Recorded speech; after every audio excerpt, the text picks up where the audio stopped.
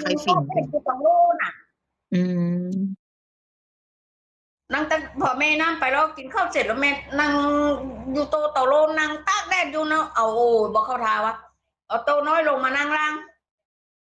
เออโต๊ะหนึ่งก็วางขันมากโต๊ะหนึ่งก็นั่งแล้วก็เอาซาดปูซาดเก่าๆเนาะวางอยู่น่ะโอ้ตายกลัววะมาหล่อนหนาวเอาเมื่อคืนเนี่ยอืเนี่ยมก็แม่ยังบอกตัวว่าแม่เอาออกมาใส่เลยเนี่ยเห็นบ่เนี่ยบึนๆอยู่เนี่ยเออเห็นบ่เนี่ยเอามันตั้งใกล้โอเคนะให้ตรงไปเลยค่ะเห็นเอาบ่เนี่ยตั้งเนี่ยเส้นไปเอาตั้งดูเลยแล้วเอาตั้งสูงแม้เอาเก้าอี้ตั้งสูงให้ตรงหน้าอกเนาะเนี่ยมันก็สูงพอดีแล้วก็ว่า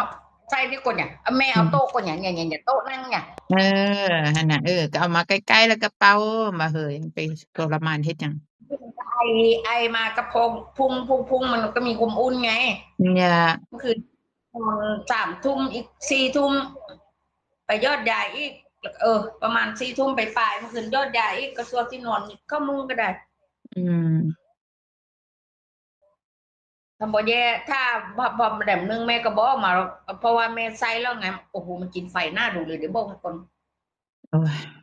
จะมีอันหยังล่ะมันก็ยกตะโลเข้ามาแม่ย้านกินไฟเอายะแม่บ้านขี้ทีบ่ไฟเข้าจะเรื่องไงอืม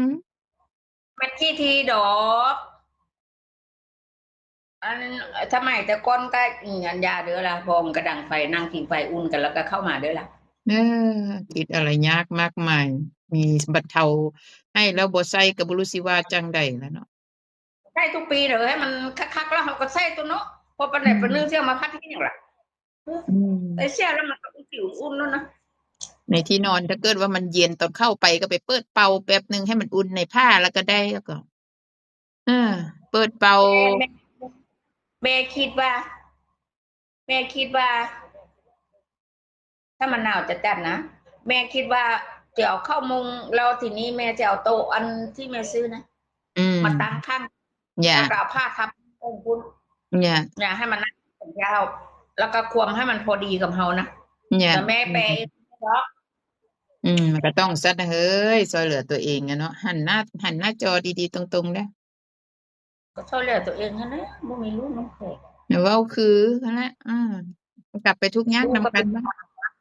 เป็นคนดูนำเป็นตาจังผู้ชายเนี่ย อืมจังใดก็ต้องไปอยู่ค่อยเจ้าเลี้ยงค่อยเจ้าอยู่ได้ค่อยอย่างอยู่หั่นมีพี่กินพริกมีเกียร์กินเกียร์คันถ้าว่ากูรวยกูบ่ได้ให้มึงกินเกียร์หรอกกูบ่ให้มึงพามึงอยู่ในดงหรอกวะมึงว่าแต่คำเดียวถ้ากูมีบ้านแล้วกูไปยุ่งไหนวะอืมมึงพากูเอาเข้าไปกินเกี๊ยดูดีกว่าถ้าเก็บเป็นในรุ่นยามค่ำเมื่อคืนดิอืมบอกมันเด้อยามมึงบ่ให้กูกินข้าวกับเกี๊ยยามมึงกินเหล้าแล้วมึงกินกับเมียติสูว่างั้น แหมมันเป็นอย่างว่าโอ้แม่กับพี่ชายนี่เป็นยังไงอะพูดแล้วมันเป็นกันอย่างเงี้ยจังมันเอาแต่ขัดกันอยู่ก็หั่นน่ะฟังเอาไหมนะฟังมึงฟังเอาแม่น้ำมาฟังเอาแม่ว่าตัวก็ฟังแม่วะ เจ้าเลี้ยงข้อยแบบใดข้อยก็ยังอยู่กับเจ้าได้เจ้าต้องอยู่กับข้อยได้เจ้าพาข้อยอยู่ป่าข้อยยังอยู่ขนาดนี้ทหารอยู่ในร่องในอย่างข้อยก็ยังอยู่อันเจ้าพาข้อยกินพี่ข้อยก็กินเจ้าพาข้อยกินอย่างข้อยก็กินแม่เว้าขึ้นถ้ากูรวยกูพามึงกินอย่างนั้นหรือกูรู้กูน่ะถึงถ้ากู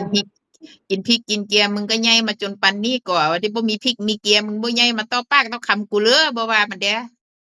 มันบอกว่าฉันมันสิคูให้เฮาไปนะมันบอกว่างาน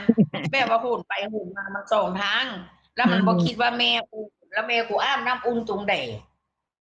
แม่กูอายุป่านนี้แล้วแม่กูยังกุ้งโกแล้วอืเออ